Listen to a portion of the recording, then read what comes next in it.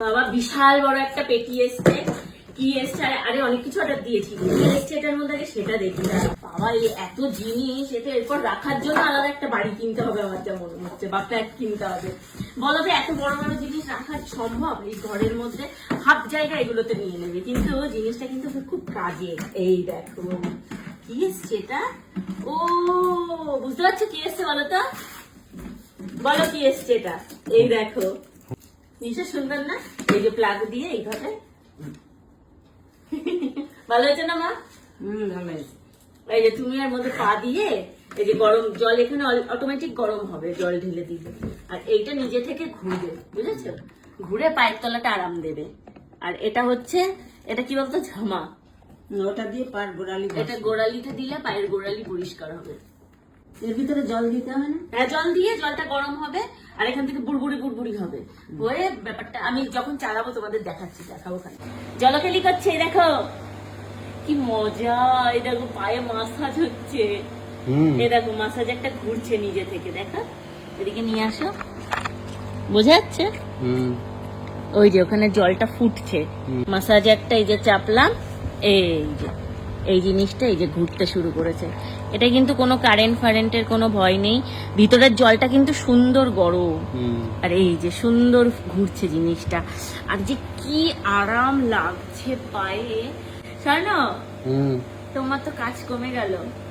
তোমাকে একটু মাঝে মধ্যে বলতাম আমার পাটা টিপে দাও, আর বলবো না।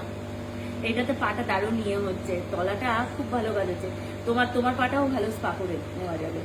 কি করছো বসে বসে মনোযোগ দিয়ে? তোমার পায়ের নোংরা পরিষ্কার করছে। না না না, এগুলো নোংরা নয়, এগুলো বেসিক্যালি ডেড সেল। আর এটা পাটাকে একটু মানে এই ভিডিওটা করার জন্য একটু বেশি করেও করা হয়েছে, মানে অপরিষ্কারও করা হয়েছে। আর পাটা এমনিতেও আমার একটু ফেটেও ছিল, আমার পেডিকিউর ম্যানিকিউর করার টাইমও হয়ে গেছিল। পা হচ্ছে খালি পায়ে শুটিং এ বাইরে, তারপরে ধুলো ময়লার মধ্যে হাঁটলে পা এরকম হয়। হ্যাঁ, কিছু করার থাকে না। এবার রোজ তো আর মানে সম্ভব হয় না যে এসে পা পরিষ্কার করে, অত সুখ আমাদের জীবনে নেই। কারণ তারপরে বাড়ি এসে সাথে সাথে এখন এই যে রাত্রি 12টার সময় আমরা এখন প্রমোশনের ভিডিও করছি, এই ভিডিও হচ্ছে রাত্রিবেলায় ভয়েস দিয়ে ভোরবেলার মধ্যে ড্রাইভে আপলোড করতে হয়। অনেকে এখানে কমেন্ট করতে চলে আসে, হ্যাঁ অনেকেই তো বলবে পরিষ্কার করছো, এই করছো, কোনো কাজ নেই, বউয়ের পা পরিষ্কার করছো। এটাই আমার কাজ। এই যে জিনিসটা আমরা ইউজ করছি, এই যে জিনিসটা এসছে, জিনিসটা তো আমরা পেয়েছি, তার সাথে টাকাও পেয়েছি। হ্যাঁ, আমাদের ইনকাম হয়ে গেছে, আমাদের কাজটা তো করতে হবে, সেই কাজটাই আমরা করছি। হ্যাঁ, আবার অনেকে বলবে বউকে দেখিয়ে টাকা ইনকাম করছো। বেশ করেছি। বউ এরকম বউ থাকলে দেখাবো না কেন? তোমাদের কাছে এরকম বউ থাকলে দেখাও।